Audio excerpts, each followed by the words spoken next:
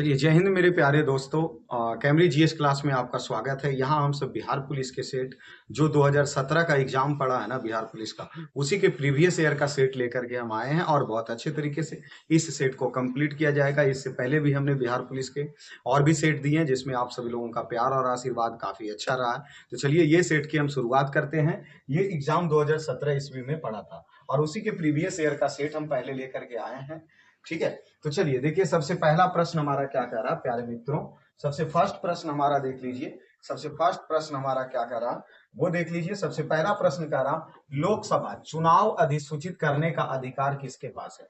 अर्थात जो लोकसभा का चुनाव है, ये प्रश्न ऐसे पूछ रहा, लोकसभा का चुनाव अधिसूचित मतलब लोकसभा के जो चुनाव होंगे उसको अधिसूचित करने का अधिकार किसके पास होगा। आप दिमाग में लगाइए और सोचिए, और इसका आंसर डायरेक्ट भी अगर आप सोचिएगा तो वो चुनाव आयोग ही जाएंगे। चुनाव आयोग ही जाएगा, क्योंकि चुनाव जो राष्ट्रपति, उपराष्ट्रपति, लोकसभा, राज्यसभा, ये सब सभी का चुनाव कौन कराता है? चुनाव आयोग कराते हैं। इसका सही आंसर तो चुनाव आयोग हो गया। बता दीजिए कि चुनाव आयोग की स्थापना, चुनाव आयोग की स्थापना कब हुई? चुनाव आयोग की स्थापना 1950 ईस्वी में हुई। चुनाव आयोग की स्थापना 1950 25 जनवरी 25 जनवरी 25 जनवरी 1950 ईस्वी को चुनाव आयोग की स्थापना हुआ। चुनाव आयोग और क्या क्या कर सकता है? तो राष्ट्रपति, उपराष्ट्रपति, लोकसभा, लोकसभा के चुनाव, उपराष्ट्रपति के चुनाव, उपराष्ट्रपति के चुनाव, मंत्रिमंडल के चुनाव, ये सब सभी के चुनाव कराने का अधिकार किसके पास है? चुनाव आयोग के पास है। अभी बता दीजिए कि चुनाव आयोग ये जो कौन है, तो ज्ञानेश, कौन है? ज्ञानेश, कौन है? ज्ञानेश। इससे पहले कौन थे? राजीव कुमार। कौन थे? राजीव कुमार, जो कि इसको समाप्त होने के बाद अभी फिलहाल चुनाव आयोग कौन है? चुनाव आयोग कौन है? ज्ञानेश कुमार, जो कि कब लिए हैं? 19 फरवरी 2025 को। ये 19 फरवरी कब बने हैं? 19 फरवरी 2025 को ये शपथ लिए हैं ज्ञानेश। और दो गो और होता है, तो एक सुखबीर है और दूसरा का गौरव है। एक सुखबीर करके हैं, एक सुखबीर है और एक गौरव है। ये दो व्यक्ति और दिमाग में बैठा लीजिए। ये मुख्य चुनाव आयुक्त हो गए और ये दो चुनाव आयुक्त और होते हैं, तो एक सुखबीर हो गए और दूसरा का गौरव है। ठीक है, आ जाइए दूसरे नंबर प्रश्न पे आइए। दूसरा नंबर प्रश्न क्या कहता? कलकत्ता मदरसा भारत में राज्य संचालन। प्रश्न देखिए क्या पूछ रहा, कलकत्ता मदरसा भारत में राज्य संचालन शैक्षिक संस्था द्वारा स्थापित किए गए थे। किसके द्वारा? Sir Sayyid Ahmad Khan, Lord William Bentinck, या बारेन हेस्टिंग्स, या लॉर्ड वेलेस्ले। तो ये है जो कलकत्ता में राज्य संचालन शैक्षणिक संस्था है, वो लॉर्ड वारेन हेस्टिंग्स के द्वारा किया गया था। किनके द्वारा? तो लॉर्ड वारेन हेस्टिंग्स के द्वारा। तो दो का सही आंसर सी हो गया। उसके बाद आइए तीन नंबर प्रश्न बताइए। 3 नंबर बताइए, प्रतिरक्षात्मक रोग इलाज निम्न में से किस दवा से किया जाता है। अर्थात शरीर में ये पहले से डोज दिया जाता है कि ताकि इसमें प्रतिरक्षा करे, कोई भी रोगाणु से क्या करे? प्रतिरक्षा करे। रोग का इलाज निम्न में से किस दवा से किया जाता है?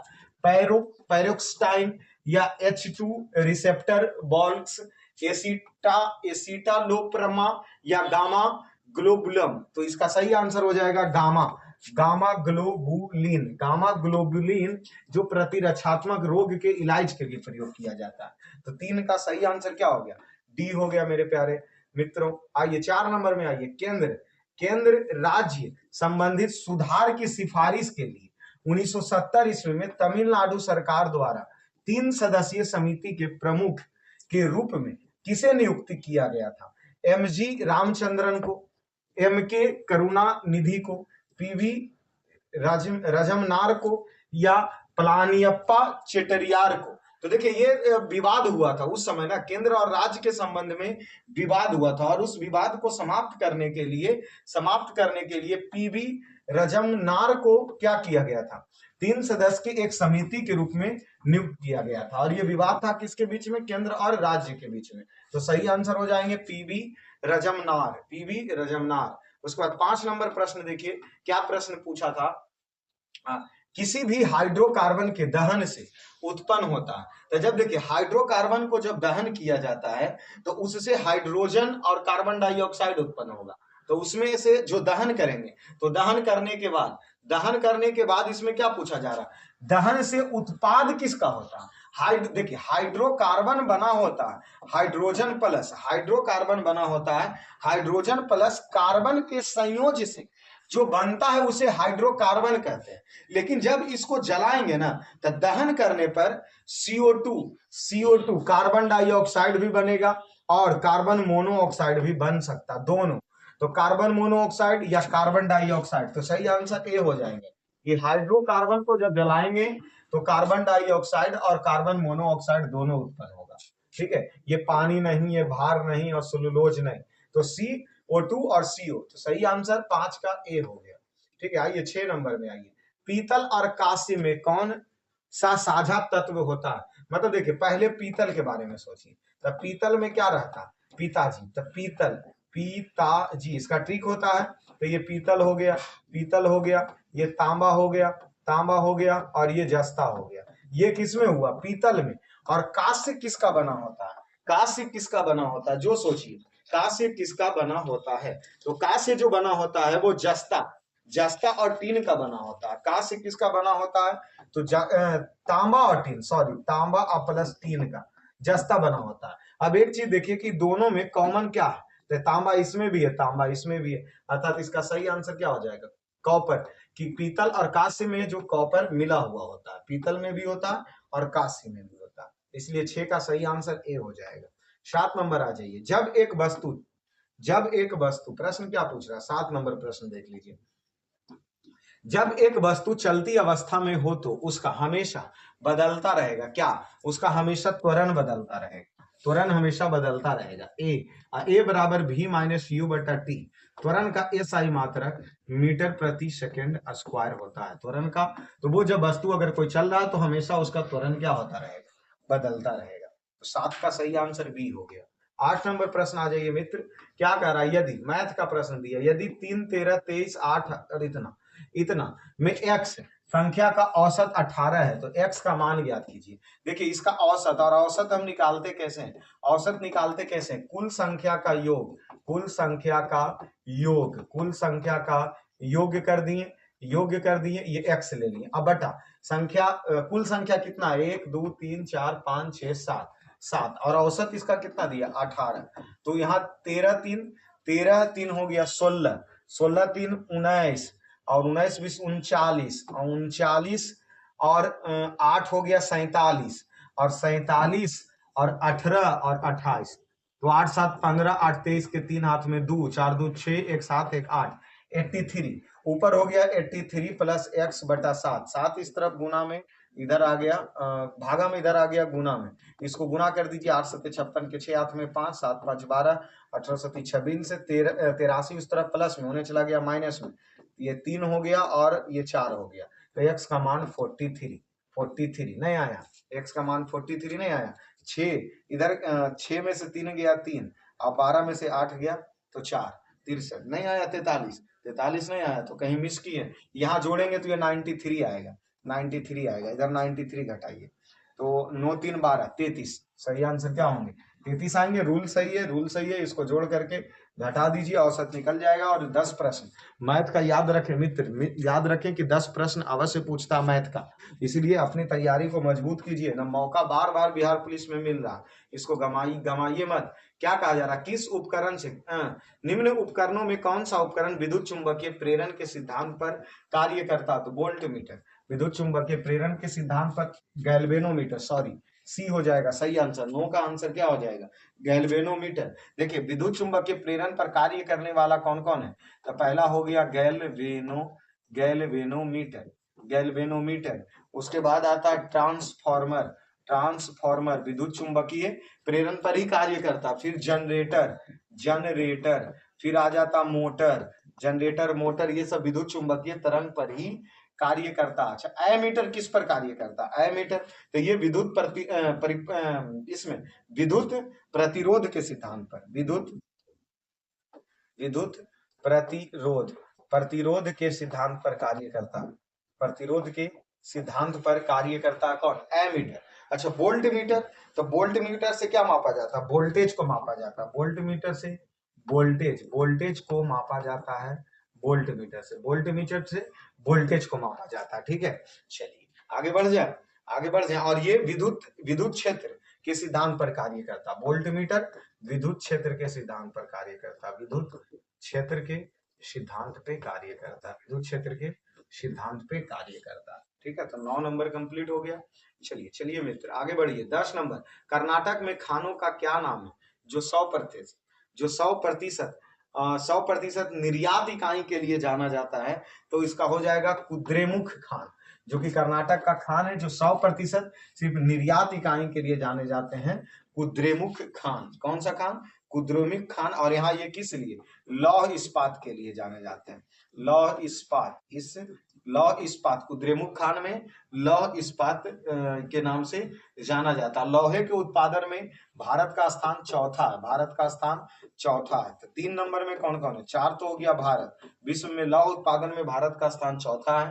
पहला ऑस्ट्रेलिया, पहला ऑस्ट्रेलिया, ऑस्ट्रेलिया। दूसरा ब्राजील, ऑस्ट्रेलिया, ब्राजील और चीन, फिर भारत। ये लौह उत्पादन में भारत का स्थान चौथा हो गया, लौह उत्पादन में भारत का स्थान चौथा हो गया।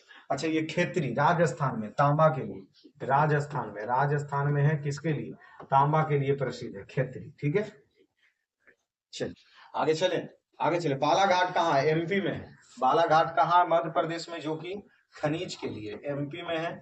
ये खनिज अर्थात मैग्नीज, खनिज में कौन सा? तो मैग्नीज के लिए फेमस है बालाघाट, बालाघाट। ठीक है, चलिए आगे चलिए। 11 नंबर प्रश्न पे आइए। आप पुरुषवाचक सर्वनाम, आप है जो पुरुषवाचक सर्वनाम का पुरुष है, इसमें कौन है? आप है जो, तो मध्यम पुरुष। ये कौन सा हो जाएंगे? मध्यम पुरुष। देखिए, अगर आप जानते हैं तो सर्वनाम, सर्वनाम में आप इसको 3 भागों में बांट सकते हैं, 3 भागों में आप बांट सकते हैं।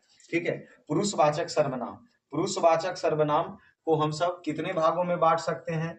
3 भागों में बांट सकते हैं। एक होता है उत्तम, उत्तम हो गया, ठीक है, जिसको हम सब प्रथम भी कर सकते हैं। दूसरा हो गया मध्यम, मध्यम हो गया, और प्रथम, मध्यम और एक अन्य हो गया। तो इसमें उत्तम या जिसको प्रथम कहेंगे, उसमें मैं, उसमें जो व्यक्ति बोलने वाला है वो शामिल हो जाता, जो बोल रहा, मैं, हम, मुझे, हमें, जो व्यक्ति बोल रहा, जो व्यक्ति बोल रहा है। और मध्यम में जिसके बारे में बोल रहा है, मध्यम में जिसके बारे में बोल रहा है, तो इसी में ना आप हो गया, आप हो गए, आप लोग हो गया, क्योंकि आप और आप लोग के बारे में ही ना बोल रहा। आप लोग, तुम्हें, तुम्हारा, आपका, तुम्हें, तुम्हारा, तुम्हारा, आपका। और ये उत्तम में जिसके बारे में बोल रहा है, जिसके बारे में बोल रहा है, वो अन्य हो जाएंगे। सॉरी, उत्तम ने अन्य, जिसके बारे में बोल रहा। तो यहाँ आप क्या हो जाएंगे? आप हो जाएंगे मध्यम पुरुष। कौन पुरुष हो जाएगा? मध्यम पुरुष। 11 के बाद 12 नंबर में चलिए। श्री नीतीश कुमार किस राजनीतिक दल? तो ये तो जदयू से जानते ही है। जदयू कहाँ रहा? ये रहा जदयू। आरजेडी के अध्यक्ष कौन हो गए? लालू प्रसाद, प्लस इसके अभी कुछ तेजस्वी भी शामिल हैं। और जदयू के अध्यक्ष हो गए हमारे चचा जी नीतीश कुमार हो गए। ठीक है, चलिए आगे चले। 12 के बाद 13 नंबर प्रश्न पे चलिए। किसी भी देश के नाम बताएं जहां सार्वजनिक जीवन में महिलाओं की भागीदारी का जो है, महिलाओं की भागीदारी अधिक है, वो कौन से देश है? तो वो हो जाएंगे स्वीडन और फिनलैंड, स्वीडन और फिनलैंड। तो 13 का सही आंसर सी हो जाएगा। 14 नंबर में यार, यदि क्या पूछे, यदि अल्फा और बीटा समीकरण x square minus 5x plus 6 बराबर 0, तो alpha square minus beta square का मान ज्ञात कीजिए। और वैसे भी इसको हम सब तोड़ दे तो 3x माइनस 2x प्लस 6, अर्थात यहाँ से एक मान 3 निकल के आएगा, एक मान 2। अल्फा बराबर 3 हो गया और बीटा बराबर 2 हो गया। पूछा क्या है? Alpha square minus beta square, 3 का स्क्वायर माइनस 2 का स्क्वायर, 3 तिया 9 और 4, 9 में 4 गया 5, तो ये रहा प्लस माइनस 5। ठीक है, तो इसका सही आंसर क्या हो जाएंगे? 14 था ना, तो 14 का सही आंसर बी हो गया, 14 का सही आंसर बी हो गया। ठीक है प्यारे बच्चों, आगे बढ़ते हैं, आगे बढ़ते हैं मित्र। क्या कह रहा है? यदि एक्स स्क्वायर, यदि x square plus 6x square 4x plus के एक्स प्लस 2 से पूरी तरह विभाजित, तो कुछ नहीं कीजिए, इतना है ना, इतना है ना, जो जो जो इतना से विभाज्य, अर्थात x बराबर -2 रख दो, ये -2 का क्यूब प्लस 6 गुना -2 का स्क्वायर प्लस 4 गुना -2 और प्लस के, तो ये -8 हो गया और प्लस 2 दूना 4, 6 चौका 24 हो गया, प्लस माइनस माइनस 4 दूना 8 और के, 8 8 16 हो गया और 24 हो गया और प्लस के हो गया। इधर घट गया तो 8 निकल गए के, अर्थात के बराबर क्या हो गया? -8। के का मान क्या हो गया? -8 15 का सी, 15 का क्या हो जाएगा, सी हो जाएगा मित्र। 16 नंबर में आइए, कौन सा हार्मोन फल को पकाने के लिए कार्य में आता है? कौन सा हार्मोन है जो फल को पकाने के लिए काम में आता है? तो उस हार्मोन का हमारा नाम हो जाएगा एथिलीन हार्मोन। कौन हार्मोन? एथिलीन हार्मोन है जो फल को पकाने के काम में आता है। ठीक है, ये पौधे में खोजा गया पहला हार्मोन था। पौधे में ही पाए जाते हैं, जो कि एथिलीन हार्मोन के कारण पौधे में फल क्या होते हैं, पकते हैं। जिब्रेलिन हार्मोन है, जिब्रेलिन हार्मोन है जो पौधे को विकास में सहायक होता है, विकास में सहायक होते हैं, विकास में सहायक होता है जिब्रेलिन। लेकिन फल को पकाने में एथिलीन। ठीक है, 16 का ए हो गया। आ जाइए 17 नंबर, यदि दो वर्गों का क्षेत्रफल का अनुपात, यहाँ देख लीजिए क्षेत्रफल 9:1 में है, तो उसके परिधि का अनुपात बताइए। एक बात बताइए, वर्ग है, वर्ग है, वर्ग है, तो वर्ग का क्या होता है, इसका ये क्षेत्रफल 9 है, तो भुजा स्क्वायर ना होता है, तो 9:1 को अगर रूट करेंगे तो वर्ग का भुजा 3:1 हो जाएगा।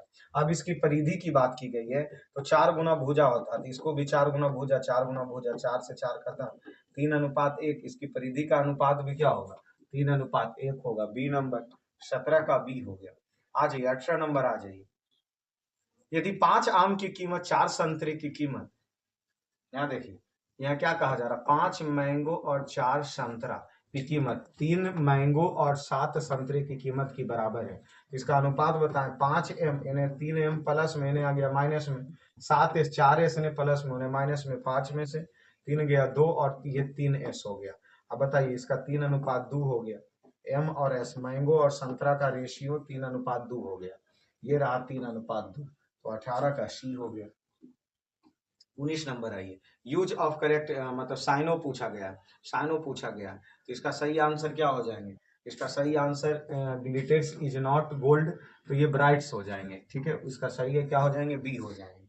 ठीक है, चलिए 19 के बाद 20 नंबर प्रश्न, चलिए 20 नंबर, इसमें खाली स्थान को भरना है, तो खाली स्थान यहाँ कहा जा रहा है, she wants to become of engineer, तो 20 का सही आंसर क्या हो जाएगा, 20 का सही आंसर आप इसमें एन हम सब भर सकते हैं, बिकॉम एन इंजीनियर। ठीक है, तो ये बी नंबर हो गया, 20 का बी हो गया। इंग्लिश में 1-2 प्रश्न पूछ ही देता है, जो कि अगर ना समझ में आए तो उसको छोड़ के ही निकलने में ज्यादा फायदा है। किसी तत्व में परमाणु पुंज, परमाणु पुंज किसको कहते हैं, देखिए ये परमाणु पुंज यहाँ पर कुछ उटपुटांग शब्द दे दिया। ठीक है, परमाणु पुंज एक उटपुटांग शब्द दे दिया है, जो कि इसका सही आंसर, जिसमें प्रोटॉन प्रोटॉन प्लस इलेक्ट्रॉन, उसको हम सब परमाणु द्रव्यमान कहते हैं। ये बात तो सही है, परमाणु क्या कहते हैं, द्रव्यमान कहते हैं। और परमाणु संख्या, तो ये परमाणु पुंज में, तो पुंज का मतलब हमें लग रहा है कि वही परमाणु द्रव्यमान पूछा है, इसीलिए प्रोटॉन प्लस इलेक्ट्रॉन, तो कहाँ है, प्रोटॉन प्लस इलेक्ट्रॉन की संख्या होता है केंद्र में, उसी को परमाणु पुंज या उसके परमाणु द्रव्यमान अगर कहेगा, तो सही आंसर इसका डी नंबर लेंगे।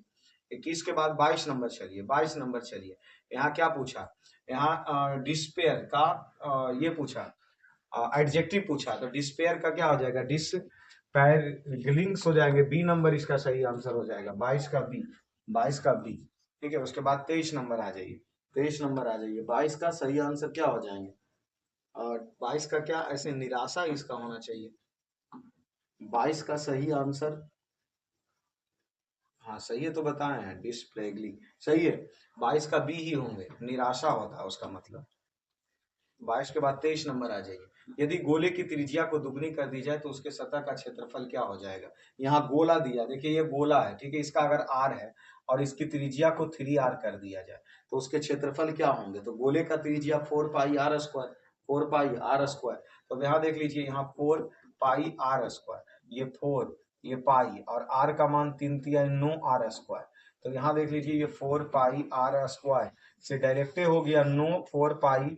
तो अब इसमें और इसमें देखिए, इसमें और इसमें देखिए कितने गुने का अंतर हो जा रहा है, कितने गुने का अंतर हो जा रहा है। इसमें क्या कहा जा रहा है, तो उसको दुगना कर दिया जाए, सॉरी दुगना ही कर रहा था, 2 दूना 4 ही होगा, तो ये 4। एक बात बताइए, ये 4 पाई है और यहाँ ये हो गया 4πr², और ये 4πr², तो ये 4 और इसमें कितने का अंतर है, तो 3 गुने का अंतर है, देख रहे हैं ना, 4πr², यहाँ 4 4πr² हो गया, तो 1 4πr², यहाँ 4 4πr² में 3 गुना का अंतर है, इसीलिए ये क्या हो गया, तिगुना हो गया, तिगुना हो गया, तो 23 का बी हो गया।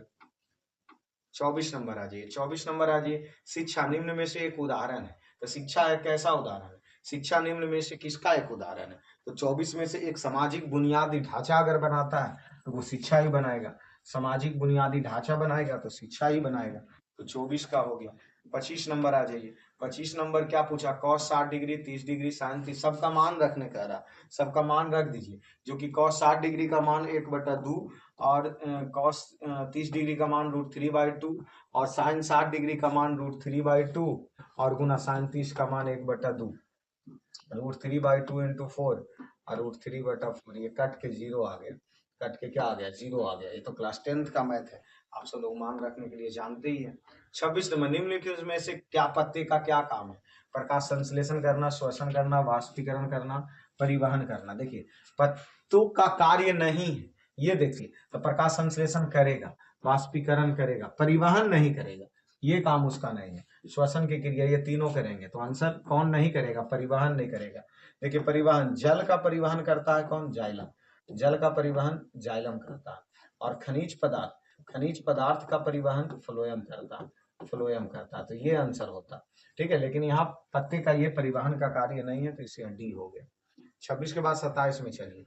कार्बन के सबसे ज्यादा प्रतिशत वाला कोयला एंथ्रासाइड। सबसे ज्यादा कोयला में कार्बन एंथ्रासाइड में ज्यादा होता है, सबसे कम पीट में होता है। सबसे कम पीट में होता है। कोयला 4 प्रकार के, एंथ्रासाइड, लिंगानाइट, बिटुमिन्स और पीट कोयला। सबसे अच्छा क्वालिटी एंथ्रासाइड, सबसे खराब क्वालिटी पीट कोयला।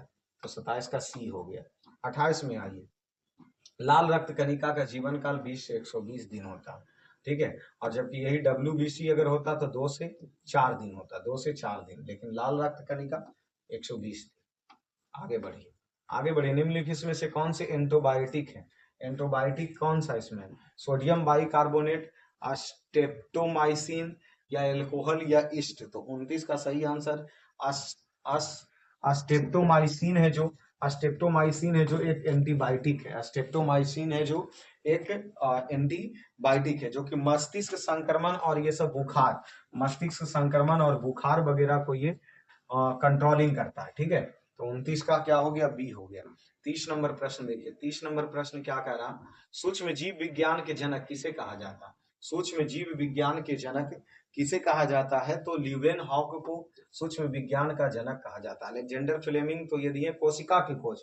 कोशिका की खोज रॉबर्ट हुक ने किया। कोशिका की खोज किसने किया? रॉबर्ट हुक के द्वारा किया गया। और यहाँ पे प्रश्न हमारा पूछा जा रहा था, सूक्ष्म जीव विज्ञान के जनक ल्यूवेन हॉक। सूक्ष्म विज्ञान के जनक ल्यूवेन हॉक को कहा जाता है। ठीक है, चलिए 30 के बाद आगे चलते हैं। 31 नंबर प्रश्न। 31 नंबर प्रश्न देखिए। ऑपरेशन फ्लड का संबंध किससे? दूध से। दूध उत्पादन। ऑपरेशन फ्लड का संबंध दूध उत्पादन से। ठीक है, और यही होता हमारा हरित क्रांति तो फसल से। हरित क्रांति तो फसल से। उसके बाद एक परमाणु जिसकी परमाणु संख्या 10 है, तो उसमें इलेक्ट्रॉन की संख्या क्या होगी? तो इसका आंसर शून्य दिया, लेकिन गलत है, लेकिन इसमें इलेक्ट्रॉन की संख्या 10 हो। प्रोटॉन की संख्या बराबर इलेक्ट्रॉन की संख्या होती है, इसलिए 32 का आंसर डी होगा। हवा में सबसे ज्यादा मात्रा में पाए जाने वाले तो नाइट्रोजन है 78%, ऑक्सीजन है 21%, कार्बन डाइऑक्साइड है 0.03%, CO2 और हाइड्रोजन है जो ब्रह्मांड में सबसे ज्यादा पाया जाता है। ब्रह्मांड में सबसे ज्यादा पाए जाने वाले गैस हाइड्रोजन। तो वायुमंडल में सबसे ज्यादा नाइट्रोजन। वायुमंडल में सबसे ज्यादा गैस कौन सा पाया जाएगा? तो नाइट्रोजन पाए जाएंगे। ठीक है, जो कि नाइट्रोजन 78%, ऑक्सीजन 21% और कार्बन डाइऑक्साइड 0.03%। चलिए 33 के बाद चलते हैं। 34 नंबर प्रश्न। किसी चालक का प्रतिरोध का मात्रक क्या होता है? तो देखिए चालक का प्रतिरोध का ऐसा मात्रक तो ओम होता है, और यही अगर प्रतिरोधकता होता तो ओम मीटर होता। शक्ति का ऐसा मात्रक वाट होता है। विद्युत धारा एम्पियर में मापी जाती है।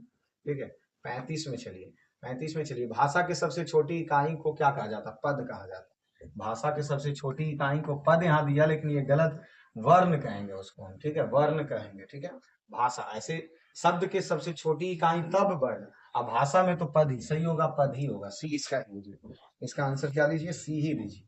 चलिए 35 के बाद चलिए 36 नंबर। समुद्री जीव में डॉल्फिन और व्हेल जो है वो सांस कहाँ से लेते हैं? तो ये गलफड़े से लेते हैं, क्योंकि समुद्र में रहने वाले हैं, तो ये गलफड़े से लेते हैं। ठीक है, 36 के बाद आइए 37 नंबर। 37 नंबर। पीत रस के मौजूदा इंजाइम जो है, इंजाइम का नाम बताएं। तो ट्रिप्सिन है। और पीत रस का स्राव होता है कहाँ से? तो पिताशय से, पिताशय से इसका स्राव होता है। और ये जमा कहाँ होता है? जमा कहाँ होता है? तो यकृत में होता है। जमा कहाँ होता है? यकृत में। और इसमें कौन से एंजाइम होते हैं? तो ट्रिप्सिन एंजाइम होता है। उसके बाद 38 नंबर आ जाइए। एक परमाणु द्वारा अपने साथ ही बंधन बनाने के गुण को क्या कहते हैं? तो पंक्ति कहते हैं। उस गुण को क्या कहा जाता है? पंक्ति कहा जाता है। तो 38 का बी हो गया। 39 में आइए। यदि साइन ए बराबर एक्स, साइन ए बराबर एक्स दिया है तो साइन 2a का मान क्या होता है? तो साइन 2a बराबर जान रहे हो हम क्या लिख सकते हैं? साइन 2a बराबर हम इसका एक सूत्र, साइन 2a बराबर हम इसको डायरेक्ट क्या लिख सकते हैं? साइन 2a बराबर 2 sign a into cos A. अब एक बात बताइए, 2 साइन ए का मान x दिया तो x ले लिए, और कॉस ए को 1 minus under root sine square लिख सकते हैं, साइन स्क्वायर ए। तो 2x इंटू 1 साइन स्क्वायर ए का मान इसका x हो गया, तो 2x into under root 1 minus X, 2x into 1 minus, और ये साइन स्क्वायर था इसलिए इसको एक्स स्क्वायर, तो 1 minus X square, 2x under root 1 minus X square. ठीक है, आंसर हमारा बी हो गया 39। उसके बाद आ जाइए 40 नंबर। 40 नंबर, समीकरण y बराबर 3 है, आलेख किस पे होगा? यहाँ देख लीजिए, ये y के मान -3 यहाँ होगा, तो ये किसके समानांतर है? x अक्ष के समानांतर है, तो x अक्ष के समानांतर होगा, तो 40 का ए हो गया। 41 नंबर आ जाइए। कॉफी, कॉफी का मूल स्थान निम्नलिखित में से कौन सा देश है? इथोपिया। कॉफी में सबसे ज्यादा इथोपिया। ठीक है, और यहाँ कॉफी तो कर्नाटक, ठीक है, भारत में, और विश्व में तो इथोपिया। उसके बाद आइए, किसी तार का प्रतिरोध व्युत्क्रमानुपाती निम्न में से किसके साथ होता है? तो तापमान का व्युत्क्रमानुपाती होता है। कहने का मतलब ताप बढ़ेगा तो प्रतिरोध ताप बढ़ेगा तो प्रतिरोध, ताप बढ़ने पर प्रतिरोध भी बढ़ेगा, और ताप अगर घटेंगे तो प्रतिरोध भी क्या होंगे? घटेंगे, प्रतिरोध भी घटेंगे। तो ये तापमान के होते हैं। लंबाई अगर बढ़ रहा तो प्रतिरोध भी क्या होगा? बढ़ेगा। क्षेत्रफल अगर तार मोटे हो रहे हैं तो प्रतिरोध क्या होगा? प्रतिरोध इसका कम होगा। ठीक है, यहाँ तापमान इसका सही आंसर हो जाएगा। 42 के बाद आइए 43 नंबर। संधि में होता तो वर्णों को मेल को संधि कहते हैं, 44 में आइए। यहाँ क्या पूछा गया? COPRA का मतलब क्या होता था? उपभोक्ता संरक्षण अधिनियम 1986 के तहत लागू किए गए, जो कि उपभोक्ता परिसंचलन संरक्षण अधिनियम प्राधिकरण है, उपभोक्ता संरक्षण अधिनियम है, उपभोक्ता संरक्षण प्राधिकरण है। ये सही आंसर सभी हो जाएंगे। उपभोक्ता संरक्षण अधिनियम के तहत ही ये चीज पारित किया गया था 1986 ईस्वी में। 44 के बाद आइए 45। निम्नलिखित में कौन से फ्रांस के वर्तमान, तो ये तो प्रश्न 2017 के ही है, और अभी फिलहाल फ्रांस के वर्तमान में जो पीएम है वो है कौन? फासवा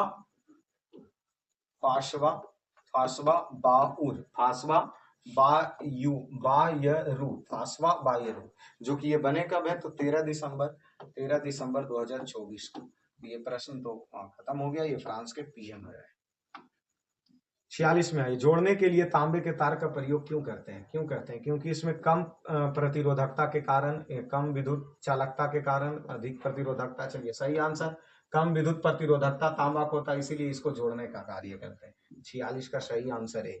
आज जिंक सल्फ्यूरिक अम्ल के साथ क्रिया करके जिंक सल्फेट और हाइड्रोजन गैस बनाता है। इस अभिक्रिया में निम्न में से क्या सही होता है? अर्थात देखिए, इसका अभिक्रिया बन जाएगा, जिंक है जो H2SO4 से अभिक्रिया करके, zinc sulphate plus hydrogen H2। तो इसमें देखिए, इसका सही आंसर हुआ क्या? कि जिंक का, यहाँ देख लीजिए, जिंक का ये इधर से इधर आ गया ना, तो जिंक का ऑक्सीकरण हुआ, 47 का सी।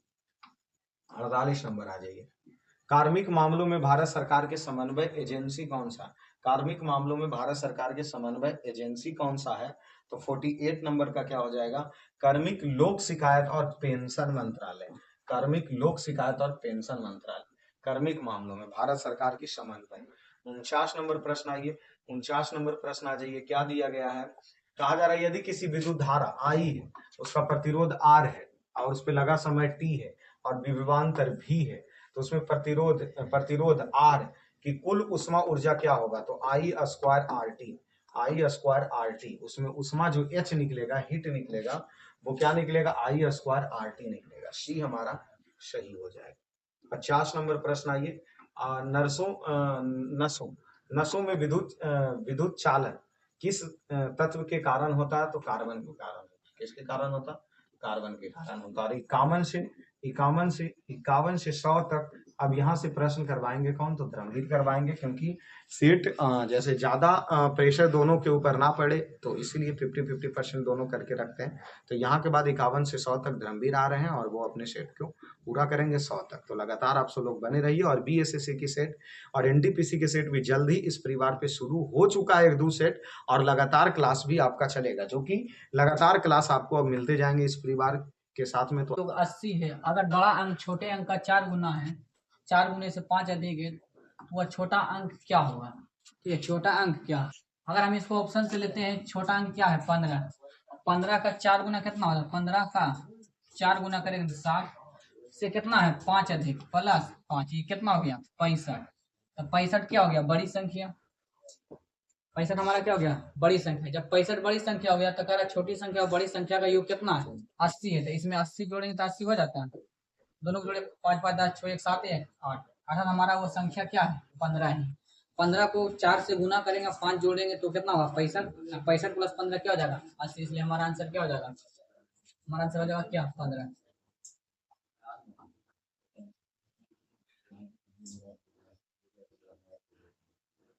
Use of the correct antonym for the underline. Antonym मतलब डिसेंट, डिसेंट का मतलब होता है डिक्रीज, एसेंट का मतलब होता है आगे।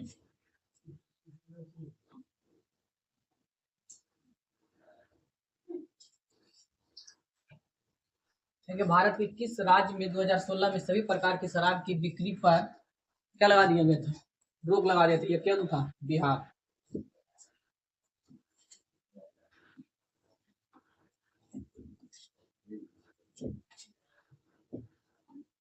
भौतिक पूंजी को संदर्भित करता है। भौतिक पूंजी उसे कहते हैं जिसको हम क्या कर सकते हैं, छू सकते हैं। ठीक है, जितना भी पूंजी होता है ना इकोनॉमिक्स में, जिसको छू सकते हैं उसको क्या बोलते हैं, भौतिक पूंजी। देखिए कंपनी का स्टॉक शेयर को क्या कर सकते हैं, छू सकते हैं, क्योंकि अब तो ये ऑनलाइन हो गया, लेकिन इसको पहले क्या था, कार्ड के रूप में बिकता था। तो इसको क्या कर सकते हैं, छू सकते हैं।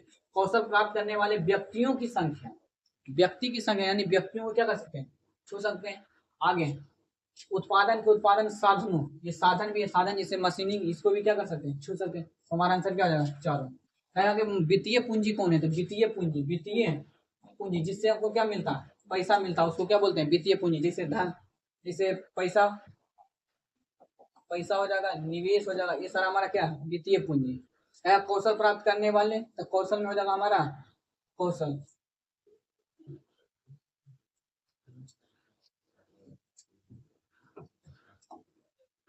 कौशल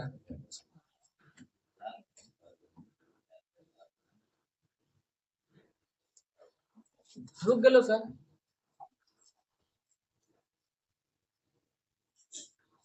ठीक है, आज का प्रोजेक्ट काफी नहीं कर दिए, ऐसे बंद कर दें, बंद कर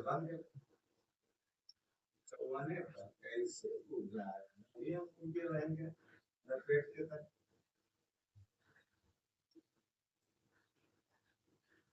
फिर से खोलें। और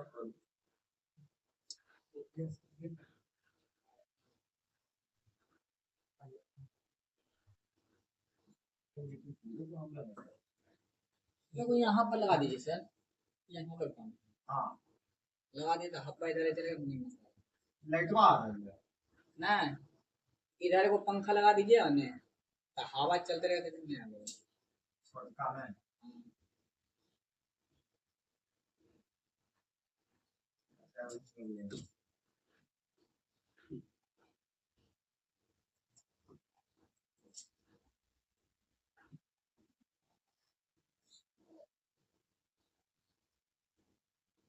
कौन होगा,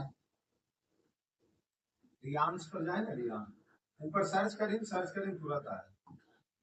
हाँ आर भाई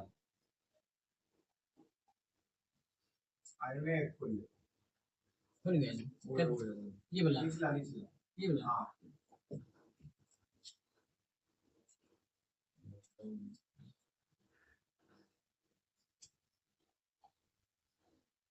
ये वाला तो हो ही गया था, आगे चलते हैं।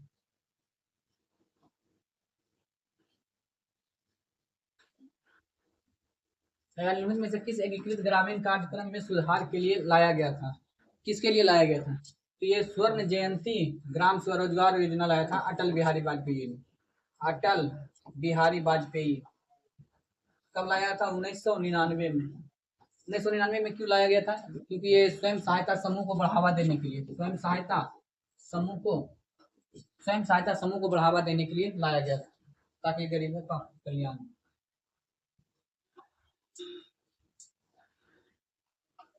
ठीक है, सुब्रन को ढूंढत पीड़त कावी कामी और चोर उत्पत्ति में कौन सा अलंकार है? देखिए अलंकार होता है, किसी शब्दों के अगर उसमें अलंकार लग जाता है तो उसको खूबसूरती या सुंदरता को बढ़ा देता है, उसको क्या बोलते हैं? अलंकार। अलंकार बहुत सारे प्रकार होता है, जिसे आगे गया इसका कौन सा अलंकार है? तो ये अनुप्रास अलंकार। अनुप्रास अलंकार के मतलब होता है एक ही वर्ण को बार बार दोहराया जाए, एक ही वर्ण को बार बार दोहराया जाए, उसको क्या बोलते हैं? अनुप्रास। देखिए देखिए यहाँ क्या करा, सुब्रन को ढूंढत पीरी कावी कामी और चोर, का की बार बार हुआ, इसको क्या बोलेंगे? अनुप्रास। सलेस कहेंगे तो सलेस होता है एक ही शब्द का, एक शब्द के दो अर्थ, एक ही शब्द का दो अर्थ, एक ही शब्द के दो अर्थ। जिसे गया गया गया, तो गया लड़का था, गया शहर है, गया गया मतलब गया गया, ठीक है, तो सलेस हो जाएगा मेरा। भारत में पूंजी निर्माण करने की, देखिएगा भारत में पूंजी निर्माण करने का सबसे बड़ा स्रोत कौन है? मतलब भारत में जितना भी जीडीपी आता है उसमें सबसे बड़ा स्रोत किसका रहता है? तो सार्वजनिक क्षेत्र का करीब 60% रहता है। 60%, 60% सबसे ज्यादा। कहेगा प्राथमिक क्षेत्र का कितना रहता है? प्राथमिक क्षेत्र का कितना रहता है? तो इसमें रहता है 15 से 20%। द्वितीय क्षेत्र का रहता है 30%।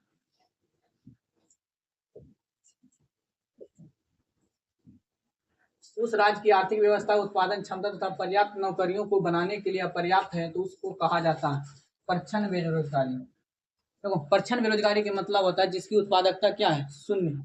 उत्पादकता यानी कि सीमांत उत्पादकता क्या रहना चाहिए? शून्य। सीमांत उत्पादकता शून्य, सीमांत उत्पादकता शून्य रहता है, उसको क्या बोलते हैं? छिपी बेरोजगारी या परछन बेरोजगारी। छिपी बेरोजगारी का मतलब है जैसे एक कट्ठा एक बीघा खेत है, उसमें 10 आदमी काम कर रहे हैं, अगर 10 आदमी से 2 आदमी चल भी गया तो उसमें उत्पादन पर कोई भी प्रभाव नहीं पड़ता।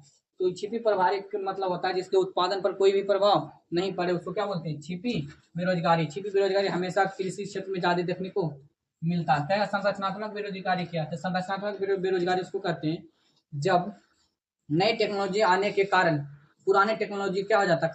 खत्म हो जाता है, तो उस टेक्नोलॉजी वाले लोग क्या हो जाते हैं? बेरोजगार। तो उसको बोलता है संरचनात्मक बेरोजगारी। जैसे लालटेन बनाने वाला अब बल्ब बना रहा है, लालटेन के समय में लालटेन बनता था, लालटेन बनाने वाले लोग अब क्या हो गए? बेरोजगार। अब उस समय में क्या आ गया? बल्ब। ठीक है, तो लालटेन बनाने वाला क्या होगा? बेरोजगार। तो इस स्किल के कारण क्या हुआ?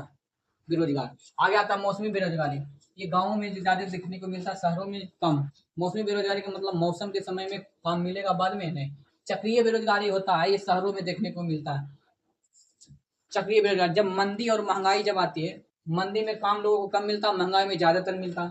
ठीक है, तो ये चक्रीय मंदी और महंगाई में जो ये या व्यापार चक्र में जो आने वाला मंदी है, मंदी के कारण लोगों को जो बेरोजगार होता है उसको क्या बोलते हैं? चक्रीय बेरोजगारी। तुम्हारा आंसर क्या आ जाएगा? छिपी बेरोजगारी, जिसके कारण सीमांत उत्पादकता क्या होता है? जीरो।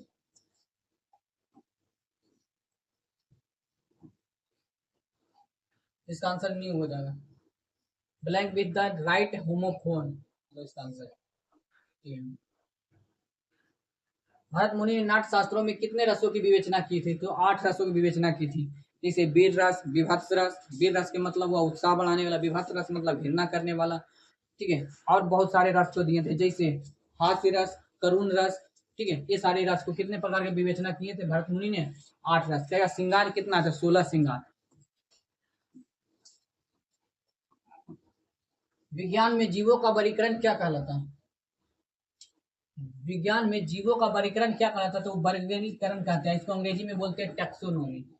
टैक्सोनॉमी, टैक्सोनॉमी का मतलब होता है जीवों का वर्गीकरण करना। क्या सबसे पहले जीवों का वर्गीकरण किसने किया था? अरस्तु ने। ठीक है। लेकिन अभी वर्तमान में जो वर्गीकरण दिए हैं पांच जगत की वर्गीकरण किसमें दिए थे? पांच जगत की आर एच विटेकर क्या दिए थे? पांच जगत वर्गीकरण दिए हैं। कवक विज्ञान का अध्ययन क्या कहलाता है? कवक विज्ञान का अध्ययन एंथो शायद एंथोलॉजी कुछ होता है। अब को कोशिका विज्ञान का अध्ययन साइटोलॉजी। जनसांख्यिकी विज्ञान किसको? जनसांख्यिकी मतलब जनसंख्या का अध्ययन यानी डेमोग्राफी।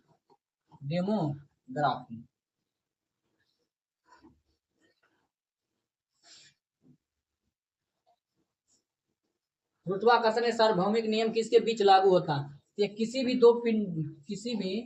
दो वस्तुओं के बीच ये लागू होता है। किसी भी दो वस्तुओं के बीच लागू होने वाला उसको क्या बोलते हैं? गुरुत्वाकर्षण बल बोलते हैं। कहेगा मूल बल कितने होते हैं? तो मूल बल चार प्रकार के होता है। जैसे मूल बल में सबसे पहला जो सबसे मजबूत होता है नाभिकीय बल, उसके बाद आता है चुंबकीय बल, उसके बाद आता है विद्युतीय बल, उसके बाद आता है गुरुत्वाकर्षण बल। कहेगा सबसे कमजोर बल कौन है? सबसे कमजोर बल यही है। सबसे मजबूत बल ये मजबूत बल है। कहेगा मूल बल कितने हैं? तो चार मूल बल है। अगर सूर्य और उसके ग्रहों के बीच क्या लगता है? तो वही गुरुत्वाकर्षण।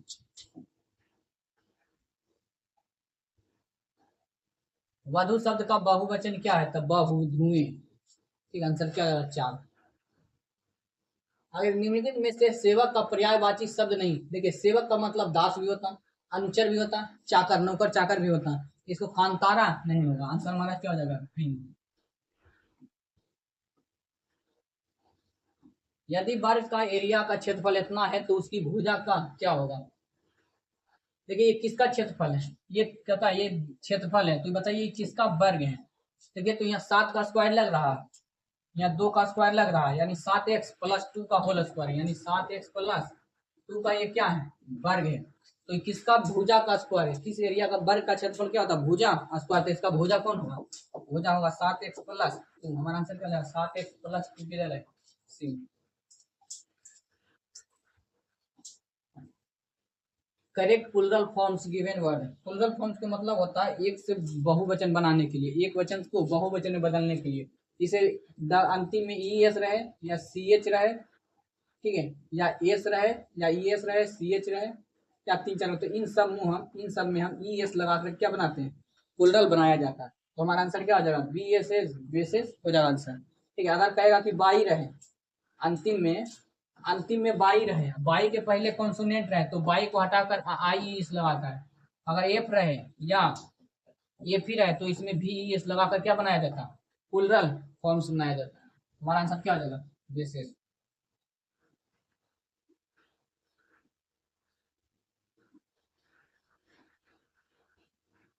यकृत में पैदा होने वाले पित्त रस को क्या कहते हैं? देखिए यकृत में पैदा होने वाले पित्त रस का क्या कहते हैं? कहेगा कि यकृत का काम क्या होता है? तो यकृत का काम होता है जो खून में जो होता है अपशिष्ट पदार्थों को क्या करना? अवशोषण करना, उसको अलग तरह से निकाल देना। ठीक है। तो इसका जो मेन रूप से काम होता है वसा को तोड़ना, क्योंकि यहाँ से यकृत से निकलता है पित्त रस। ये पित्त रस का काम होता है वसा को तोड़ना, वसा का तोड़ना या वसा का पाइसीकरण करना। वसा का पाइसीकरण का काम किसका होता है? पित्त रस का। ठीक है। कार्बोहाइड्रेट को तोड़ना किसका काम होता है? एमाइलेज भी होता है। कहेगा भोजन में घुलनशील बनाना, जब खाते हैं तो भोजन में घुलनशील या उसको क्या बनाते हैं? गीला कौन करता है? तो लार। लार में कौन सा एंजाइम होता है? टाइलिन होता है, और एक लाइसोजाइम एंजाइम। भोजन को उदासीकरण करना, सब हमारा क्या हो जाएगा? हमारा आंसर हो जाएगा वसा को तोड़ना, यकृत का काम है।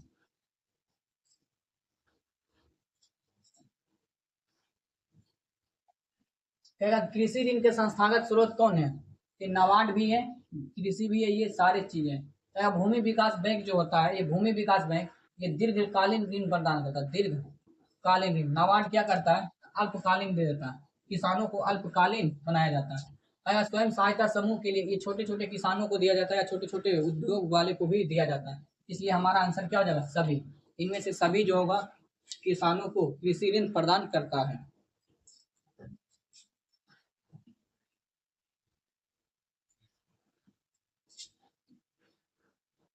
कथन शब्द निरंकुश का शब्द निरंकुश का संदर्भ है। निरंकुश शासक यानी राजशाही शासन को क्या बोलते हैं? निरंकुश शासक।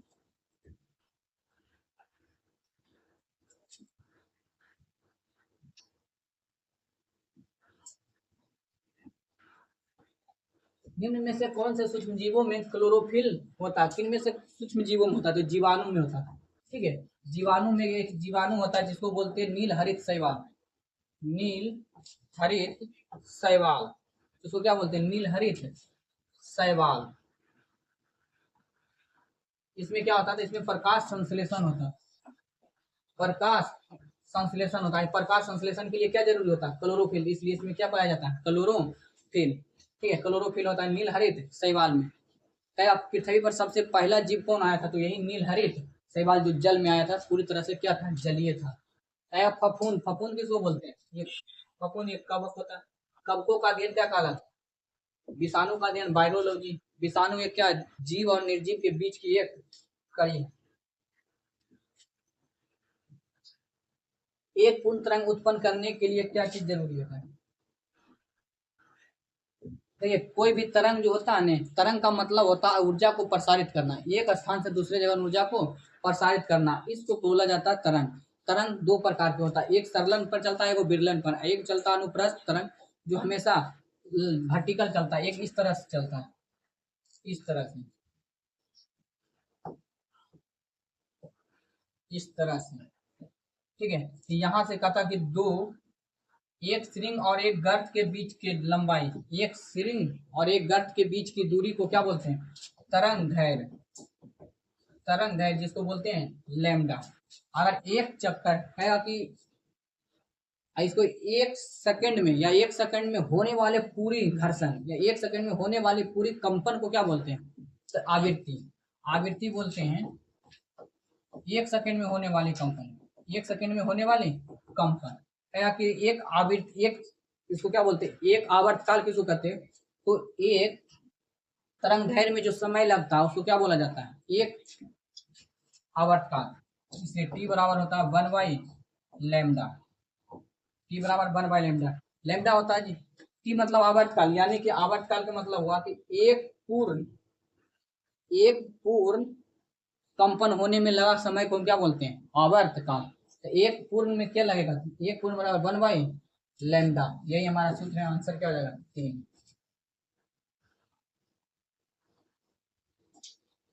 एक्स स्क्वायर प्लस 1/x, तो एक्स प्लस 1/x का मान क्या होगा? देखिए, यहाँ प्लस नहीं होगा बल्कि यहाँ क्या होगा? माइनस। अब जैसे यहाँ एक्स प्लस 1 है तो यहाँ क्या, अगर -2 हम जोड़ देते हैं, -2 जोड़ेंगे तो इस पर भी -2 जोड़ घटा देंगे, तो -2 जोड़ेंगे इधर भी -2 जोड़ेंगे, ये कितना हो जाएगा? 100। इधर क्या हो जाएगा? a का स्क्वायर प्लस b का स्क्वायर -2ab। तो -2ab क्या हो जाएगा? x माइनस 1/x का होल स्क्वायर। इधर कितना हो जाएगा? 10 का होल स्क्वायर। अर्थात हम x माइनस 1/10 का आंसर क्या जाएगा? 10।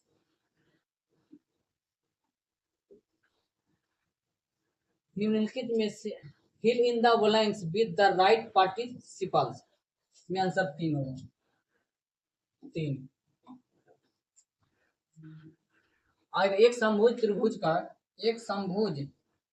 त्रिभुज में जिसके बिंदु ए और बी इतना है, तो बीसी का मान क्या होगा? सारा समभुज त्रिभुज, समभुज त्रिभुज, समभुज त्रिभुज का मतलब हुआ सभी की भुजा क्या होनी चाहिए? बराबर। जब बराबर हुआ तो ए बी की लंबाई ही क्या होगा? बीसी की लंबाई, सी ए की लंबाई सब बराबर होगा।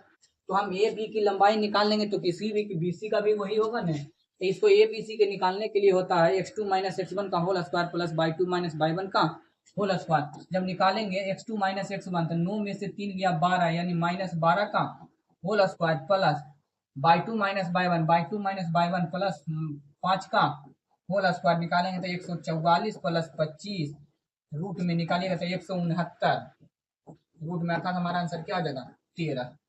13।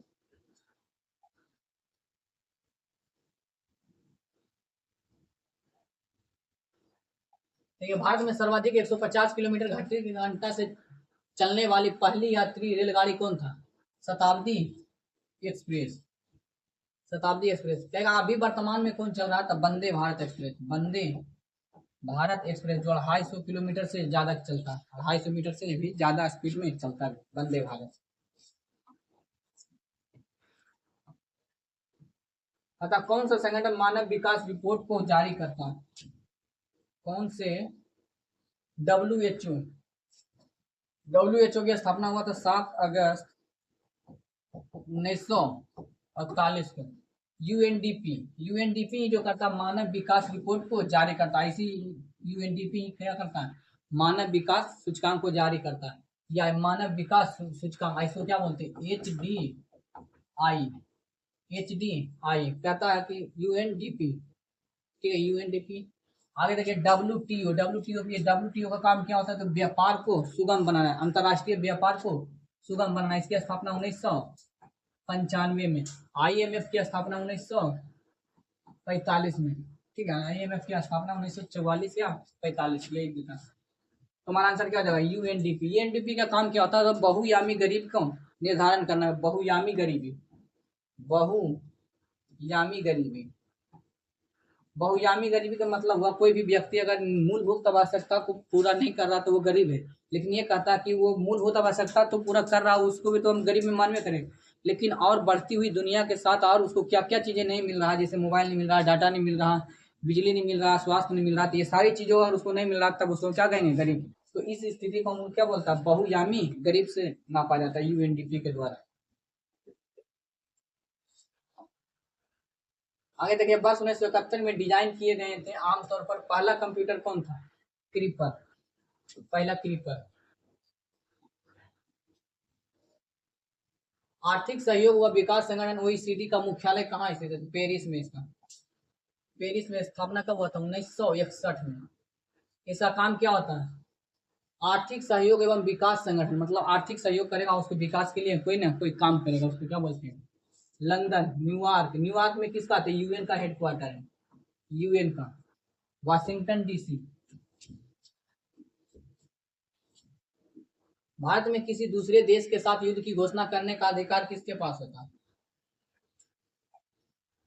भारत में किसी दूसरे देश के युद्ध की घोषणा करने का अंतिम अधिकार किसके पास होता है? कहेगा अधिकार किसके पास होता है? राष्ट्रपति के पास होता है। लेकिन कहेगा अंतिम रूप से किसका होता है? तो संसद देता है। संसद दिया, राष्ट्रपति तो साइन कर देता है। तो अधिकार जो पूरा मतलब आवाहन जो करता है कि भारत में राष्ट्रपति शासन लग गया, तो कौन करते हैं? राष्ट्रपति। लेकिन राष्ट्रपति को पीछे से कौन देता है बात करने की? सब ये संसद से पास होता है। संसद ही पास करता है, उसके बाद राष्ट्रपति उसको करने के लिए बाध्य हो जाते हैं। तो हमारा आंसर क्या हो जाएगा? केवल 3।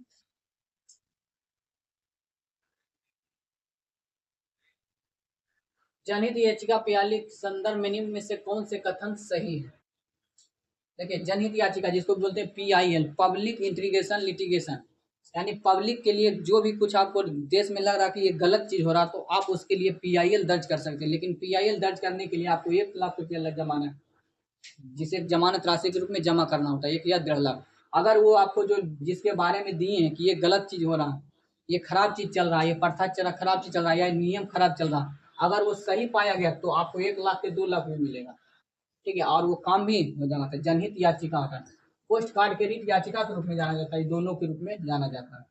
आंसर 3। ये कहाँ जारी किया जाता है? तो हाई कोर्ट और सुप्रीम कोर्ट दोनों में जाकर के जनहित याचिका दायर कर सकते हैं। आयकर अधिनियम के अंतर्गत स्लैब चालित की दरों के अतिरिक्त क्या है? शिक्षा एवं उपकर के माल का सेवा की GST। एक कंस्ट्रक्टर या गतिविधि के लिए कोई मान निर्दिष्ट करने के लिए कौन से कुंजी शब्द का प्रयोग किया जाता है? फाइनल। Final answer 2। आगे देखिए नौकरशाही प्रणाली के अंतर्गत काम करने वाले लोगों की अभियुक्तियां, उक्तियां और सिफारिशें जो फाइल में लिखी होती है, जिनकी वजह से सरकारी गतिविधियां सक्रिय होती है, उन्हें क्या कहा जाता है? तो उसको फाइल टिप्पणी बोला जाता है। आंसर सी हो जाएगा, उसको फाइल टिप्पणी बोला जाता है। संविधान के अनुच्छेद 17 में क्या है? संविधान के अनुच्छेद 17 के अंतर्गत किसकी होता है? तो ये क्या? अस्पृश्यता का अंत। अस्पृश्यता का क्या है? अंत। आप किसी भी के साथ धर्म, जाति, लिंग, क्षेत्रवाद के आधार पर उसे क्या कर सकते? भेदभाव नहीं कर सकते, अस्पृश्यता नहीं कर सकते, मतलब छुआछूत नहीं कर सकते। उसको क्या बोला गया? छुआछूत। हमारा आंसर 17 में क्या है? अस्पृश्यता का उन्मूलन। सती प्रथा का उन्मूलन कब हुआ था? 1829 में। आगे बोलेगा कि कुछ धार्मिक अधिकार है। धार्मिक अधिकार कितना में? अनुच्छेद कितना से कितना है? 25 से 28 में, 25 से 28 हमारा धार्मिक अधिकार है। क्या व्यक्तिगत अधिकार कौन है? तो व्यक्तिगत, किसी को व्यक्तिगत अधिकार होता है जो अनुच्छेद 21 में होता है। किसी का व्यक्तिगत मतलब अपने पर्सनल के बारे में सोचने के लिए अनुच्छेद 21 में आता है। ठीक है, तो नागरिक अधिकार कैसा होता है? अरे नागरिक अधिकार को ही क्या बोलते हैं? मूल अधिकार।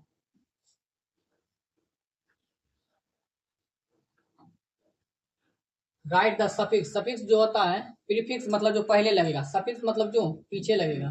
ठीक है, तो वॉलिन, तो अंतिम में क्या कहता है? सफिक्स, सफिक्स मतलब पीछे। तो इसमें IST जोड़ देंगे तो वायलिनिस्ट, वायलिनिस्ट का मतलब होता है वायलिन वादक। ऐसे वायलिन मतलब एक यंत्र होता है, उसको बजाने वाले को वायलिनिस्ट कहते हैं। IST लगा दीजिएगा तो वो वादक हो जाता है।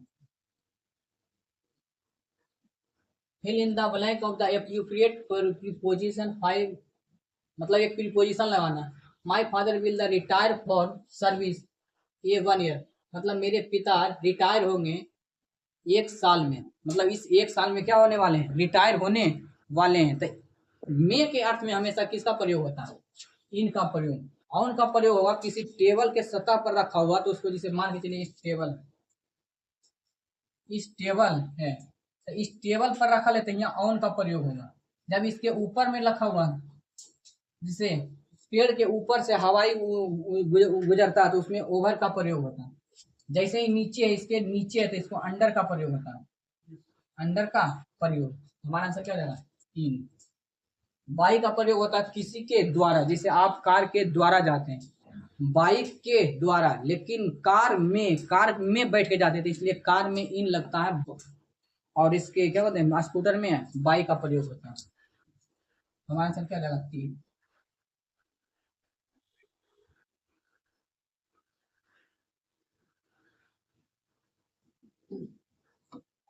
कहता दो वस्तुएं जिनका द्रव्यमान m1 और m2 है, उनकी गतिज ऊर्जा बराबर है। उनकी गतिज ऊर्जा क्या है? बराबर। तो उनके संवेग F1 और F2 का अनुपात क्या होगा? देखिए उनका F1 और F2 का अनुपात क्या होगा? देखिए जब ऊर्जा बराबर है, जब एनर्जी क्या है, तो एनर्जी बराबर हम क्या लिख सकते हैं? P का स्क्वायर बटा 2m लिखते हैं। P का स्क्वायर बटा 2m। अब ये पी स्क्वायर कैसे आया? जैसे 1/2 एम भी स्क्वायर होता है, एम भी स्क्वायर। देखिए यहाँ भी स्क्वायर डबल भी है, तो हम एक एम नीचे से गुना कर देते हैं, वो एम ऊपर भी गुना कर देते हैं ताकि कट के बराबर हो जाए। यहाँ क्या हो जाएगा? एम स्क्वायर, इधर एम स्क्वायर। यहाँ क्या हो जाएगा? 1/2 गुने एम स्क्वायर गुने भी स्क्वायर बटा एम। अब इसको एम भी बराबर क्या बोलते हैं? पी, यानी 1/2m गुने पी का स्क्वायर, पी स्क्वायर बटा 2m। वही हम यहाँ लिखेंगे कि ई एनर्जी बराबर पी का square by 2m, P square by 2m। ये वो P1 हो गया, इसी की तरह क्या हो जाएगा? इसके बराबर P2 बटा P2 का स्क्वायर बटा 2m। तो यहाँ देखिएगा ये किसके समानुपाती हो रहा है? किसके समानुपाती हो रहा है? एनर्जी तो दोनों के बराबर है, हम इसको लिख सकते हैं P1 अनुपात P2 बराबर 2 से 2 तो कटिए जाएगा, अंतर में बच जाएगा m1 बटा m2 अंडर रूट में। m1 बटा m2 कौन होगा? Root m1 into m2। आगे देखिए ऐसा समीकरण कौन सा है जो यू वी ए और एस को जोड़ता है? यू वी ए और एस को जोड़ता है। क्या गति का समीकरण किसने दिया था? तो गैलीलियो ने। लेकिन गति का नियम किसने दिया था? तो न्यूटन ने। गति का नियम किसने दिए थे? न्यूटन ने। लेकिन समीकरण किसने कहे हैं? समीकरण किसने दिए थे? गैलीलियो ने दिए थे। कहेगा इसमें कि प्रथम नियम के आधार पर, प्रथम गति समीकरण, प्रथम नियम के आधार पर कौन सा समीकरण है?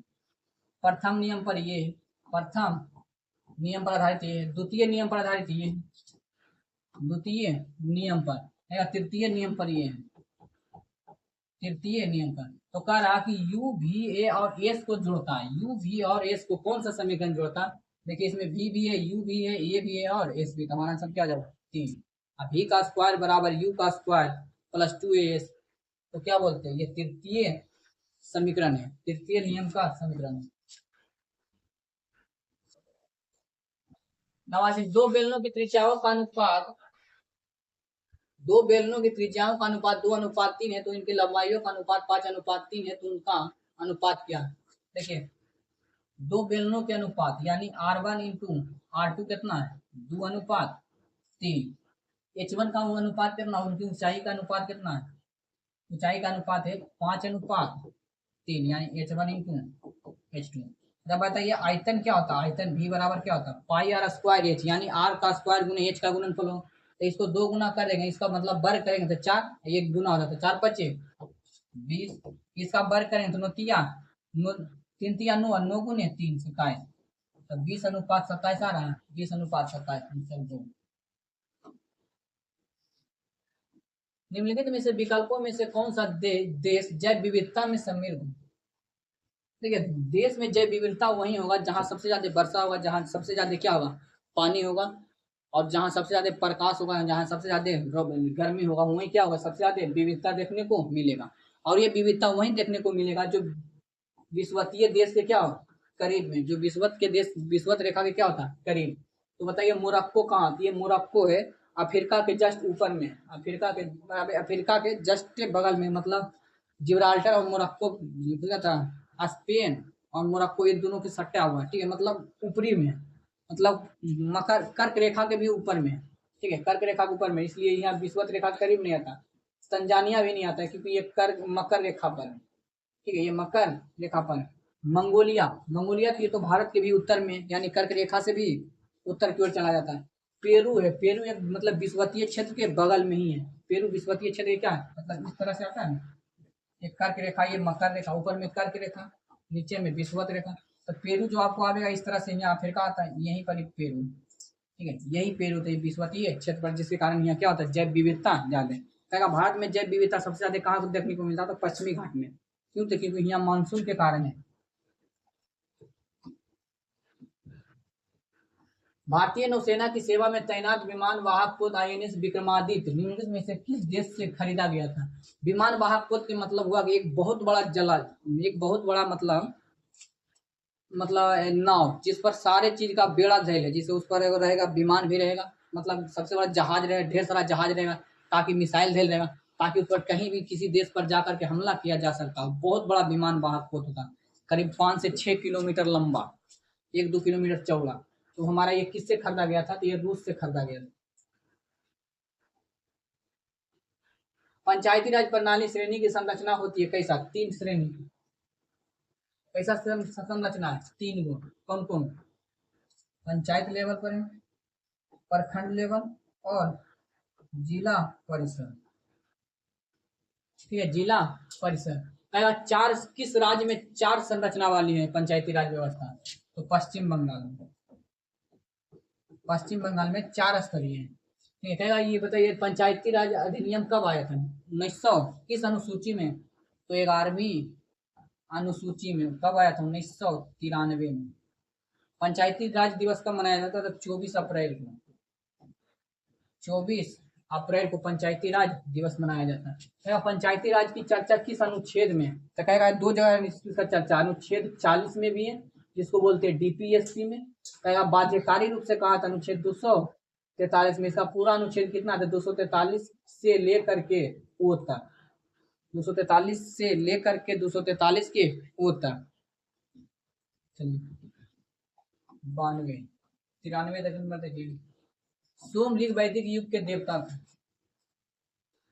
देखिए प्राचीन काल में जाइएगा तो जिसे वो आता सिंधु घाटी सभ्यता, सिंधु घाटी सभ्यता के जो मेन था भगवान थे वो मातृ देवी की पूजा, यानी अर्थात मातृ देवी और शिव शंकर का पूजा करते थे, यानी पशुपति की पूजा करते हैं, मातृ देवी और पशुपति की पूजा करते थे, कब, सिंधु घाटी सभ्यता में। लेकिन सिंधु घाटी सभ्यता के जस्ट बाद आया कौन, ऋग वैदिक काल, जिसको वैदिक काल बोलते हैं, उसमें 2 भाग है, ऋग वैदिक काल, ऋग वैदिक काल, ऋग वैदिक काल, एगो आया उत्तर वैदिक काल, उत्तर वैदिक काल। ऋग वैदिक काल के जो देवता हुए थे सोम, सोम, वायु देवता, इंद्र देवता, ये सारे थे। सोम को पेड़ पौधों का देवता बोला गया, आंधी तूफान के देवता को वायु देवता, इंद्र को युद्ध का देवता बोला गया था, युद्ध का देवता। तो क्या कहा है कि सोम ऋग वैदिक युग के नर देवता के रूप में थे, तो सोम किसके पौधे, किसका रूप देवता थे, तो पौधा के लिए। युद्ध के लिए कौन जाने जाते थे, इंद्र, इंद्र। आंधी तूफान के लिए वायु देवता, या उत्तर वैदिक काल में कौन कौन से देवता होंगे? तो ब्रह्मा, विष्णु, महेश और प्रजापति। मुख्य रूप से ज्यादा प्रजापति पूछता है जैसे, लेकिन ब्रह्मा, विष्णु, महेश इनमें से प्रमुख है। विदेशी मुद्रा प्रबंधन अधिनियम के अंतर्गत भारत में प्रत्यक्ष विदेशी निवेश एफडीआई की शुरुआत करने वाले वित्त मंत्री का नाम बताएं। देखिए, जब जैसे ही आजाद हुआ था तो भारत पूरी तरह से समाजवादी रूप अपने लेता, पूरी तरह से समाजवादी। क्यों समाजवादी क्यों अपने लेता? क्योंकि भारत को ये डर था कि कहीं ना कहीं हम अगर विदेशी कंपनी को भारत में आने देंगे, तो एक कंपनी को आने दिए थे तो वो 2 साल तक राज किया था, ठीक है। कौन? 200 से 300 साल तक राज किया था। कौन? एक कंपनी, विदेश वाला, जो ब्रिटेन वाला था, ईस्ट इंडिया कंपनी। इसलिए भारत ये कोई नहीं चाहता था कि भारत में विदेशी कंपनियों का आगमन और फिर से हमें गुलाम बनाए। लेकिन एक समय आया 1991 में कि जो भारत में क्या आ गया, मंदी। भारत के पास एक भी पैसा नहीं था तेल खरीदने के लिए। तो उस समय पीवी नरसिम्हा राव और वित्त मंत्री मनमोहन सिंह थे। इन दोनों मिलकर के फैसला लिया कि नहीं, हम भारत में विदेशी कंपनियों को आने देंगे। जैसे ही विदेशी कंपनियां आवेगा तो पैसा लेकर के आवेगा, उस पैसा से हम डॉलर आवेगा, उस डॉलर से हम क्या करेंगे, तेल खरीदेंगे। कहेगा उस समय पैसा नहीं था, पैसा था भारत के रुपया। लेकिन रुपया विदेश में चलता नहीं है, बल्कि या तो सोना चलेगा या तो डॉलर। तो डॉलर तो मिलता नहीं था, इसलिए विदेशी की शुरुआत करने वाले कौन मंत्री थे? मनमोहन सिंह। इनके साथ कौन थे? पीवी नरसिम्हा राव। ये कब किए थे? तो 1991 में। इसी 91 में आया था एलपीजी, बोला जाता है एलपीजी। इसमें क्या किया गया था? एलपीजी क्या किया?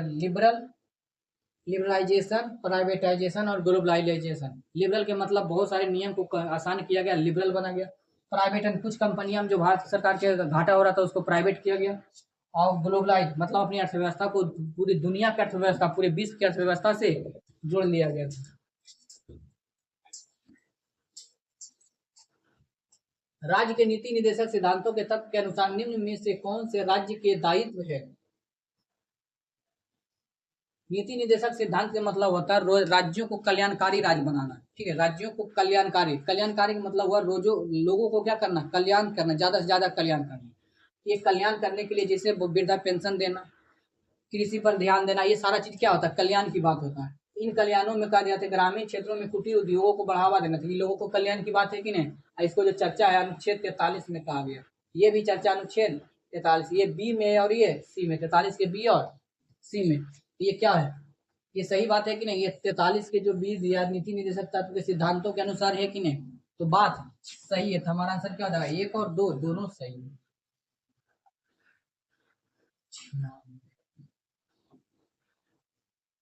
एक दुकानदार एक डिनर की सेट की कीमत 1000 रुपये करता है, 1000 रुपये अंकित करता है, उसे 900 रुपये में बेचता, तो छूट कितने प्रतिशत की होगी? तो इजी है, कितना परसेंट? देखिए 1000 रुपया का था, मिला कितना? 900 रुपया में। कितना के मतलब कमी हुआ था? 100 की। 100 की कितना में? 1000 में कितना परसेंट? 10%। भारतीय संविधान का कौन सा अनुच्छेद नए राज्यों का गठन के लिए प्रेरित करता है? देखिए, नए राज्यों का गठन जो करता है भाग एक में 3 अनुच्छेद है, 1, 2 और 3। अनुच्छेद 1 कहता है भारत राज्यों का क्या है? संघ, मतलब जितना भी राज्य है वो भारत का संघ यानी भारत का भिन्न अंग है। दूसरा में कहता है अनुच्छेद 2 कहता है विदेशी राज्यों को नए राज्यों का प्रवेश, नए राज्यों का प्रवेश के मतलब वो भारत संघ का हिस्सा नहीं, लेकिन अगर आना चाहता तो उसको ले लेंगे। जैसे 1975 में हमने सिक्किम को मिला लिया गया, 1960 में गोवा को मिलाया गया और बहुत सारी चीज को मिलाया गया था, ठीक है। तो नए राज्यों का प्रवेश किसमें? अनुच्छेद में 2 में। 3 में कहता भारतीय राज्यों को ही क्या करना है? अलग भारतीय राज्यों को सीमा, क्षेत्र या अलग राज्यों का निर्माण करता है। 3 में नाम, क्षेत्र, सीमा को अलग करके नए राज्यों का गठन करना, मतलब भारतीय संघ के ही अलग से 2 से 3 राज्य करना। अनुच्छेद 3 में कहा था। यहाँ क्या कहता है? नए राज्यों का गठन, ठीक है। नए राज्यों का गठन के मतलब हुआ भारतीय राज्यों को तोड़ करके अलग बना। अब प्रवेश के मतलब हुआ कि भारत में नहीं था उसको प्रवेश करा गया। अनुच्छेद हमारा क्या जाना? 3। अनुच्छेद 12 क्या कहता था? ये मूल अधिकार से संबंधित है, मूल अधिकार के से संबंधित है। अनुच्छेद 12 से 35, ये अनुच्छेद 12 में कहता है राज्यों की परिभाषा, राज्य क्या देना चाहता है, राज्य कौन कौन से मूल अधिकार देना चाहता है, ठीक है। इसकी अनुच्छेद 12 में चर्चा किया गया। आगे देखिएगा अनुच्छेद 9 नागरिकता से संबंधित है। अनुच्छेद 9 में कहता है कि अगर आप दूसरे देश की नागरिकता ले ली है तो भारत के देश की नागरिकता समाप्त हो जाएगा, आप 2 देश की नागरिकता नहीं रख सकते। अनुच्छेद 22 में गिरफ्तारी से संरक्षण, गिरफ्तारी से संरक्षण, गिरफ्तारी से संरक्षण, गिरफ्तारी से संरक्षण। अनुच्छेद 22 में गिरफ्तारी दो तरह से होता है, वो प्रिवेंटिव डिटेंशन और पुनिटिव डिटेंशन। पुनिटिव डिटेंशन में आपको वारंट दिखावेगा, लेकिन प्रिवेंटिव डिटेंशन में आपको वारंट नहीं दिखाएगा, आपको जेल में ही रखे रहेगा, थाना में ही रखे रहेगा। आगे वर्ष 2017 में निम्न अधिकारों में से कौन सा मौलिक अधिकार के रूप में परिभाषित किया गया था? तो निजता का अधिकार को परिभाषित किया गया था। उसके बाद वो आता है मेनका गांधी केस। मेनका गांधी केस, मेनका गांधी भारत बना। मेनका गांधी जब विदेश जा रहे थे तो सरकार इसका क्या कर दिया था? वीजा रद्द कर दिया था। ये सुप्रीम कोर्ट चल गया था और कहा कि हमारा विदेश जाने का क्या है? अधिकार। इसलिए अनुच्छेद 21 में विदेश जाने का अधिकार, निजता का अधिकार, खुली हवा में सांस लेने का अधिकार, पर्यावरण को संरक्षण करने का अधिकार, ये सारा अधिकार किसको में दिया गया? अनुच्छेद 21 में। तो निजता का अधिकार मौलिक अधिकार के रूप में परिभाषित किया गया था। ठीक है, किसके रूप में? निजता का अधिकार एक क्या है? अधिकार के रूप में मान्य किया गया था। तो निजता का अधिकार, मताधिकार, मत देने के लिए कितना? 326 में वोट देने का अधिकार, समानता का अधिकार अनुच्छेद 14 से 18 में। क्या संपत्ति का अधिकार कितना है? संपत्ति का अधिकार अनुच्छेद 300A में, 300A। और संपत्ति का अधिकार एक कानूनी अधिकार है।